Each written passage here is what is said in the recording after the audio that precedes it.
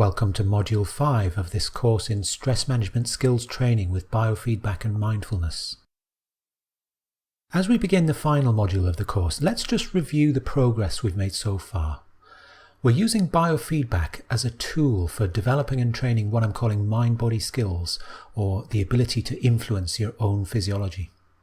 The strategy is to learn to access what I've been calling positive physiology, meaning the body states that underpin positive states of mind, such as calm, clear focus and emotional positivity. This is based on the mind-body principle, or the idea that there's a set of physiological conditions that are much more favourable or make it much easier to access the sort of states of mind that you want. If you can learn to guide your physiology out of the problem state and towards this new state, then you're creating a pathway for solving your problems. And a key part of that favourable physiology is good breathing. So in a sense, the whole course is structured around optimal breathing. So in Module 3, we looked at abdominal breathing and chest breathing. We saw how stress, or the sense of threat, pushes us towards chest breathing and holding on to the breath. And we worked with muscle tension biofeedback to learn how to fully release muscles as a basis for abdominal breathing, because it means that you can let the breath right the way out. In the last module, we looked at breathing chemistry, or the exchange of oxygen and carbon dioxide, which is fundamentally what breathing is all about. I'd say it's the most important aspect of optimal breathing. And we worked with capnometry biofeedback as a means of optimizing oxygen delivery to brain cells. In this module, we'll move on to the last of our three main biofeedback parameters, which is heart rate variability, or HRV. I'll say what that is in a minute. But here, I just want to make the point that we're working with another aspect of physiology which is distinct from what we've talked about so far, and that is autonomic balance, which, though it might not be as fundamental as breathing chemistry, is still extremely relevant to our purposes. So the objectives for this module are, firstly, to understand what heart rate variability is, and also a related concept called heart rate coherence, and why they matter, or why it's worthwhile to do HRV biofeedback training. That's what we'll cover in the rest of this presentation. Then in the next part, we'll look at the practicalities of setting up and running an HRV biofeedback session in terms of hardware and software. And then we'll look at how to access the state of heart rate coherence. Throughout the course, we've kept up the thread of applying the mind-body skills that you're learning to your problem contexts, and this module is more of the same. Lastly, we'll look at how HRV biofeedback can support mindfulness practice. So, what is heart rate variability? Well, it's really just what it says it is. It's how variable or changeable the heart rate is. It matters because research shows HRV is a powerful biomarker for some important traits, including physical health, emotional well-being, and cognitive performance. A biomarker is just something that can be measured from the body that correlates with something that we're interested in, like performance or some aspect of health. Now, implicit in what I'm saying here is that we have some way of quantifying heart rate variability. In fact, there are several different measures of HRV. We don't need to go into all the technical details here, but they're all calculations that start with the times between heartbeats, and collectively they quantify how variable heart rate is. There's quite a lot of interest in HRV in the research world because it's been shown to correlate quite strongly with quite a lot of different health-related outcomes. So for example, HRV is a biomarker for longevity. If you have a low heart rate variability, then your expected lifespan is lower than if you had high variability. Another example is homeostatic capacity, which is the body's ability to adapt to and rapidly recover from stress, whether physical or mental. It's not just physical health that HRV predicts. HRV has been shown to be a biomarker for stress, emotional resilience, some aspects of cognitive function, and executive function, which means something like willpower. It's your ability to make a plan of action and stick to it in spite of distractions and temptations, etc. In short, it's really quite a desirable thing to have high heart rate variability. So we can say that HRV correlates with these traits, or that you can make predictions about health traits based on measurement of HRV. But that raises a question. Is HRV merely a reflection of physical, emotional and mental well-being, or does it somehow help to create well-being? In other words, which direction does the causation run in? Just knowing that two things are correlated doesn't tell you which one causes the other. So crime levels might be found to correlate with poverty, for example, but does that mean that crime causes poverty, or that poverty causes crime? Or that they mutually affect each other? Or perhaps there's some other factor that causes both. Now, in the case of HRV, there are grounds for saying that the influence runs in both directions. When we look at the physiology behind HRV, we see that there are multiple channels of communication between the heart on the one hand and the rest of the body on the other, and in particular the brain, and these run in both directions. That is, the brain sends signals to the heart, and in turn, the heart's variation encodes messages going back to the brain, and which influence brain function. Later we'll have a closer look at the physiology of the heart-brain interaction, but the point that I want to make here is that HRV has two distinct uses. First, as an assessment tool, or a means of making predictions about physical health, emotional well-being and cognitive performance. And then second, it offers a possible training tool, or a means of actually improving these same things, health, well-being and performance.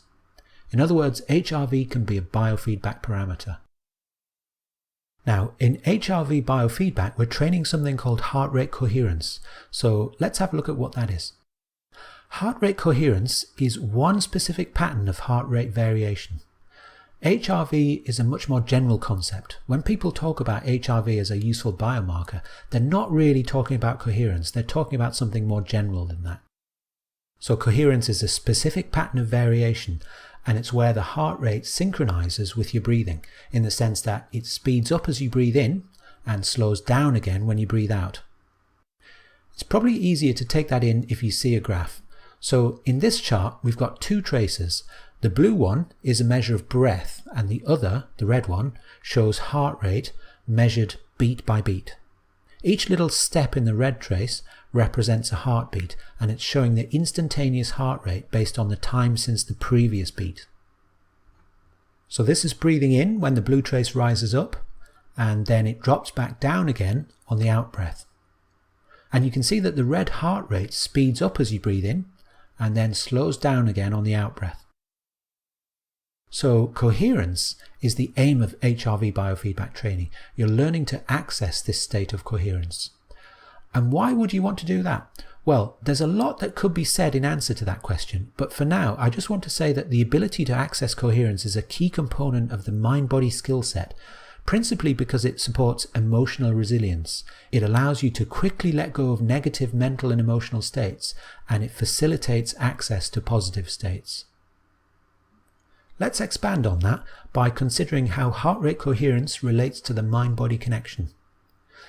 It must be said that coherence is essentially a non-volitional state, which is to say it's your body that knows how to do it, rather than your conscious thinking mind. It's a natural and reflex-like state that your body can generally access quite easily as long as you let it, and as long as the conditions are right. So you do have some indirect control in the sense that you can set up the right conditions. And the interesting thing is that negative or destructive emotions, such as anxiety, fear, anger, frustration, resentment, they can all block the rhythm. I never forget the time when I first experienced this for myself several years ago now. One night when I was driving back home, I was stopped by the police. It was just a random check, and they wanted to see my driver's documentation, my license and insurance, etc. Of course I didn't have it, so the result was that I had to take them into my local police station. And I was none too happy about this, and I went home grumbling to myself. The next morning, when I was practicing with HRV biofeedback, my mind went straight back to that conversation with the police, and I found myself doing a sort of inner rant about police harassment, and why couldn't they spend their time going after criminals rather than picking on law-abiding citizens like me? My heart rate trace, instead of showing this nice wave as it usually did, was more or less a flat line. I'd lost the rhythm. On the other hand, positive emotions enhance coherence. It can be any positive emotion, but in my personal experience, the most reliable one is what I would call anticipatory enthusiasm. which is when you feel a strong positive motivation, looking forward to achieving some result or getting something done. Remember I said that heart-brain communication is two-way. On the one hand, the heart responds to emotional signals coming from the brain, for example, connected with frustration and anxiety, with a loss of coherence. On the other hand, when you access coherence, the heart is sending a message to the brain that facilitates access to positive emotions and other useful mental states. So in heart rate coherence biofeedback, it will help if we have some way of quantifying coherence. There are at least a couple of ways of doing that, and again, we don't want to get bogged down in technical details, but I do want to spell out what features of coherence we're trying to capture. So to recap, in coherence, the heart rate trace goes up and down repeatedly in sync with the breath. I like to call it the heart wave. And there are three features of good coherence that I want to highlight. Firstly, there are large swings in heart rate. That is, the heart wave has a large height between the peak and the trough. Actually, it can go up to 30 beats per minute or more. Second, these swings are consistent, meaning that the cycle is stable over successive breaths, as opposed to, say, a large swing followed by a small swing followed by a large swing again. Thirdly, the breath and the heart wave are tightly coupled or closely in sync, so that the peaks occur together and the troughs are together. Most, or in fact virtually all biofeedback software, quantifies coherence using a mathematical method called spectral analysis, also known as Fourier analysis. Spectral analysis is based on the heart rate alone, so the advantage is that you don't have to measure the breath, which means that relatively simple and low-cost devices can use this method. Probably the best known example is the M-Wave, which is produced by the Heart Math Institute. On the other hand, it's useful to be able to see the breath signal as well, because then you can get a sense of the synchronization or the relationship between the two. It adds richness to the feedback. I think you lose something if you don't see the breath at the same time. Now, the software that I use with my clients, and which we've been using in this course, is known as Mind-Body Training Tools, and the HRV application of Mind-Body Training Tools has a different method of quantifying coherence, based on looking at both heart rate and breath. It comes up with two different measures, called coherence score and synchrony. I'll say a little bit more about these in a minute. First, I want to say a little more about the spectral analysis method. What it's doing is essentially looking at how closely the heart wave compares to a sine wave, which is a sort of pure wave looking like this, and it's mathematically simple and well defined. So you can see in this example there's some similarity, but it's not quite a match because the height of the wave, or its amplitude, isn't consistent. Here it's small, and here relatively big. In the earlier example, just looking at the red heart wave, there's greater coherence here because it looks more like the pure sine wave. One thing about calculating coherence that I hope you can appreciate is that you need to look at least several seconds worth of data to see it, or at least a few breaths worth.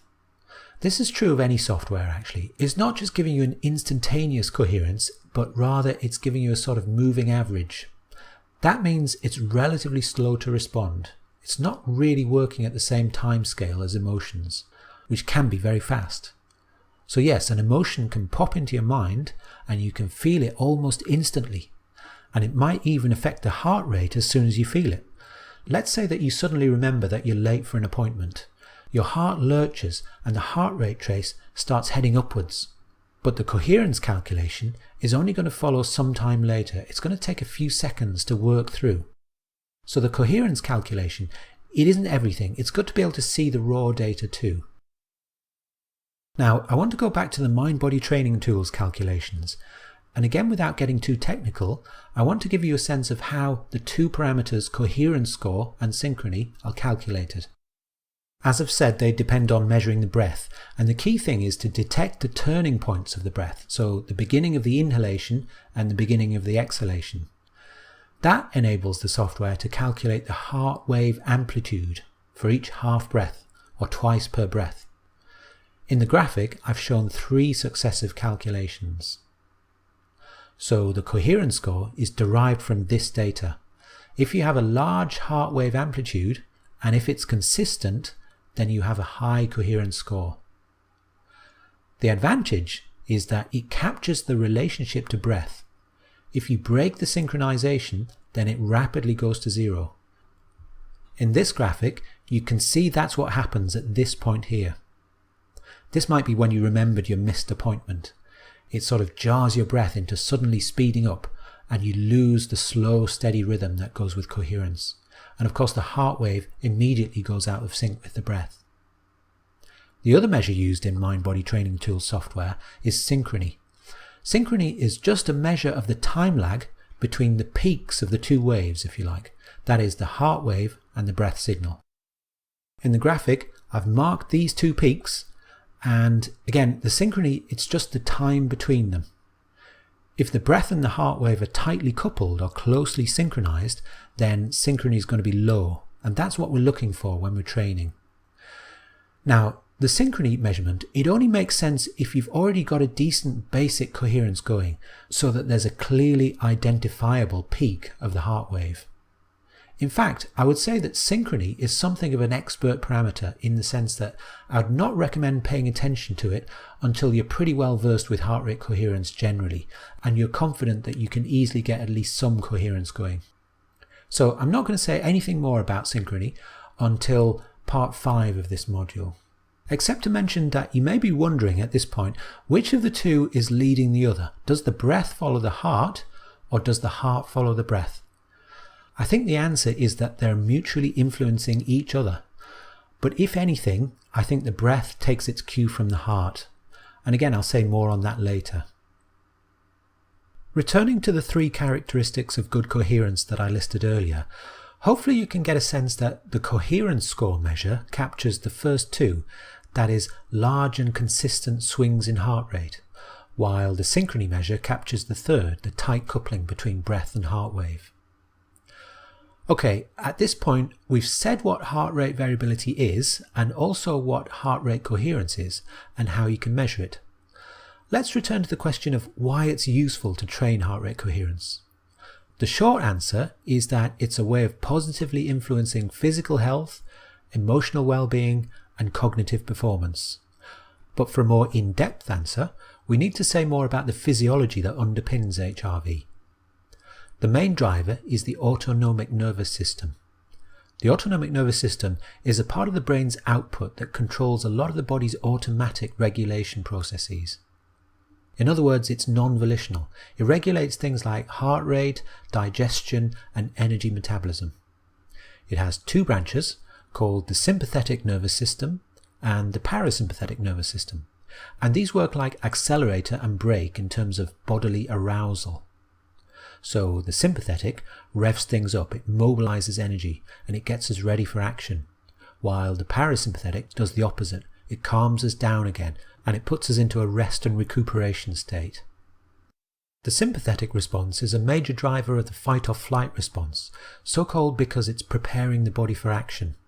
For example, it increases heart rate and blood pressure, and increases blood sugar and diverts resources towards muscles and away from, for example, digestion, which is a much less urgent function. It also triggers the release of adrenaline, which further supports these changes. The parasympathetic response is the relaxation response. It slows heart rate and reactivates digestion. But it's more than just relaxation, because it also activates some of the brain's higher functions, including social functions such as empathy and positive emotions. Now, it turns out that the parasympathetic's ability to slow down the heart depends on breathing. It's as though breathing out opens a gate for the parasympathetic signal to the heart. So during the out-breath, the gate is open and the parasympathetic can slow down heart rate. But when you breathe in again, the gate closes and the heart naturally speeds up again. And this effect is mainly what drives coherence. It's why we see the heart slow down on the out-breath and speed up again on the in-breath. Actually, the sympathetic nervous system may sometimes be involved in speeding up the heart on the in-breath too, but the main driver of coherence is the parasympathetic influence. Then we add to that a secondary effect called the baroreceptor reflex. Again, we don't need to get overly technical here, but if your blood pressure drops low, the baroreceptor reflex raises it up again by increasing heart rate. It does this by influencing both the sympathetic and parasympathetic nervous systems. Now, the natural timescale of this reflex is such that when the breathing is around 6 breaths per minute, the two mechanisms combine in a kind of resonance effect that maximizes heart rate coherence. Actually, there are other lesser influences besides. The heart's rhythms are indeed a complex phenomenon. But don't worry if this is all sounding rather technical, because really the only thing that matters in practical terms is that heart rate coherence is naturally strongest at a breathing rate of about 6 breaths per minute. That's 1 breath every 10 seconds, which is pretty slow for most people. A typical normal sort of healthy breathing rate for an adult is about 12 to 14 breaths per minute.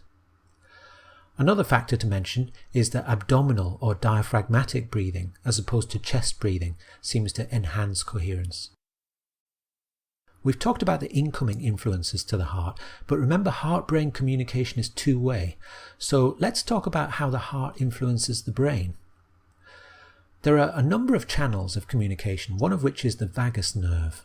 Actually, about 80% of the traffic within the vagus is going from heart to brain, with only 20% going the other way. So the brain is sending signals to the heart, but it's also very definitely listening to the heart. And in turn, the brain is modulating its own signals. So we have a kind of feedback loop in which the brain and heart respond to each other. During periods of heart rate coherence, the brain's electrical rhythms, or EEG, in some sense fall into step with the heart's beating.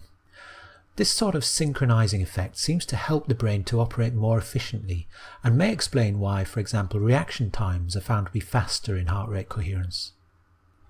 We also know that during heart rate coherence there's greater activation of the prefrontal cortex, which functions as the brain's executive control area. It's heavily involved in what's called executive function, which I mentioned earlier. Executive function includes the ability to focus and concentrate, but also motivation and decision making, so your ability to make plans and to keep to them. The prefrontal cortex also plays a major role in emotional regulation. It has the ability to inhibit brain regions such as the amygdala, which generate emotional responses in the body. Just a couple of more general points to make. The whole mechanism of heart rate variability and heart rate coherence is to a good extent independent of breathing chemistry, which we discussed in the last module. Not completely independent because, for example, abdominal breathing is important to both. But this is important from a practical point of view because it means that you can get good heart rate coherence and still be overbreathing. Indeed, you may even get better coherence by overbreathing. I've noticed a tendency for people who try out HRV biofeedback without first learning about breathing chemistry to induce overbreathing. That's actually the reason why I put the HRV module at the end of the course, because of course you don't want that, you don't want to induce overbreathing. So heart rate coherence on its own can't be said to be optimal breathing. In practical terms, the point is that in learning how to access heart rate coherence, we're building on what we've learned already, not going off in a different direction. We're simply introducing one more aspect of what is an integrated optimal breathing skill set. You could say we're fine-tuning that skill set. Indeed, it's quite likely that what you've learned so far will be developing heart rate coherence even though we haven't been measuring it. And then one last point. There'll always be individual factors at play that set your actual level of coherence. Probably your genetic constitution plays a role, but so does your age. Coherence is known to generally decline with age. But it's still trainable no matter what your age, and you can still gain benefits no matter what your age. The point here is that you don't want to judge yourself by some external standard of what is a good coherence level, but rather it's about improving on your individual baseline. It's about taking the next step. Okay, this has been a little bit technical at times. Don't let that worry you because all you really need to take away can be summed up quite simply. Heart rate coherence is a synchronization of heart wave and breath so that the heart speeds up as you breathe in and slows down as you breathe out. And the bigger and more consistent this heart wave is, the better.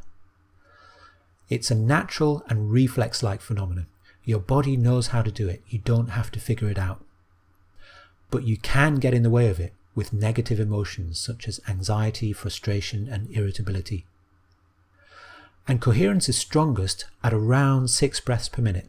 This is just a consequence of the physiology. You don't really need to understand why, but you can just think of it as a kind of resonance point. Why train heart rate coherence? Why is HRV biofeedback worthwhile? Well, first, you're exercising the parasympathetic nervous system. Heart rate coherence is a state of parasympathetic dominance, which means that the body is going to relax and switch into a kind of repair and rejuvenation mode. In fact, you probably want to be spending a lot of your time, most of your time even, in parasympathetic dominance. That's not to say that sympathetic activation is a bad thing, or that the fight or flight response is bad or harmful, but what is harmful is getting stuck in a low-level stress response all day. So to repeat a point I've been making throughout the course, adaptability is the name of the game. It's shifting your state to best meet the circumstances you face. So you want to be responsive to stress and challenge, but you want to be able to relax back into parasympathetic dominance as soon as the stress is over. An important point here is that recovering from a stress response is about activating the parasympathetic more than calming down the sympathetic. Indeed, it's thought that the main mediator of everyday stress, at least relatively minor stress, is withdrawal of the parasympathetic influence rather than the activation of the sympathetic. I don't mean to say you need to be in a state of strong heart rate coherence for most of the time, because that's not practical. But by practicing it, maybe for just a few minutes per day, you're exercising your parasympathetic nervous system. You're strengthening your ability to relax back into parasympathetic dominance. You might remember that back in Module 1, I said that biofeedback creates change via 3 routes. The first was that it offers insight into the nature of the mind-body connection and emotions. The second is that it's a vehicle for developing skills, training mind-body skills. And thirdly, biofeedback improves fitness in the brain and nervous system. I think HRV biofeedback fits with each of these 3, but I think its real strength is perhaps in this last regard of fitness training. We're at a stage of the course where there's not that much more to come in terms of gaining practical understanding and even skills development. We're more about consolidating now. At the same time, HRV is such a rich form of biofeedback that you can run with it for quite some time. Personally, I still practice with it on a near daily basis, even after over 10 years of experience. Coherence training has physical health benefits. Research studies have been published suggesting it can help with a number of health conditions, especially those mediated by the autonomic nervous system. Perhaps most notably, what are called functional gastrointestinal conditions, such as IBS and abdominal pain. It's known that the gut needs quite a bit of input from the parasympathetic nervous system via the vagus nerve in order to work properly. Also on the list is cardiovascular disease and hypertension or high blood pressure. Practicing coherence supports executive function and cognitive performance. As I said earlier, it activates a key brain region, the prefrontal cortex. Executive function means your ability to pay attention, to concentrate and stay on track in the face of distractions and temptations. Studies show that it can help with cravings and impulse control. So, for example, it can play a role in stopping smoking. Again, in connection with prefrontal cortex activation, coherence training can support emotional regulation or emotional resilience. In fact, both its aspects, that is, letting go of negative emotions and accessing positive emotions. I don't mean to say that coherence is going to somehow automatically generate positive emotions for you. I think that's too simplistic. Rather, it just creates favourable conditions for positive emotion. So if you're in coherence and you can do something to trigger positive emotion, then it's like you're planting seeds in much more fertile ground. Actually, we've got a kind of positive feedback loop where positive emotion and coherence feed off each other. Again, the heart-brain communication is two-way. When positive emotions arise from a state of coherence, it'll tend to enhance the coherence, and this in turn will strengthen the positive feeling. And on the other side, coherence is really incompatible with the sort of negative physiology that underpins anxiety, frustration, and anger. So if you can shift into coherence or remain in coherence in the face of stress and negative states, then it can take the heat out of the negative emotions. That's not to say that it's easy, but with training you can get better at it. In terms of disorders, research suggests that HRV training helps both depression and anxiety. I think coherence training can work synergistically with mindfulness, and we're going to be looking at this in a later video in this module. So, to sum up, heart rate coherence supports access to clear, calm focus, tinged with positivity, and that's got to be one of the most widely useful mental states there is. One last point, the benefits of coherence don't just apply as long as you're in the state of coherence, they are longer lasting. Again, it works on an exercise and fitness paradigm. If you spend half an hour at the gym every day, you're going to feel good throughout the day as a result. It's like that with coherence training. Let's finish the presentation with a review of what's coming up in the rest of this module. In part 2, I'll show you how to set up and run an HRV biofeedback session, both in terms of hardware and software. As usual, I'm assuming that you're working with the kit that I have for sale and for rent to my clients, so the Mind-Body Training Tools software. If you have other software or hardware, then you can skip over this part. Then in part 3, we'll get on to working with HRV biofeedback. We'll look at how to access coherence, and then we'll see how to use coherence as a resource when you're working directly with stress and difficult emotions. Besides using coherence training as a regular exercise to build fitness in the nervous system, you can use the techniques to speed recovery after a stressful episode. In part 4, we'll look at how HRV biofeedback combines with mindfulness practice. And then in part 5, we'll take a closer look at synchrony biofeedback.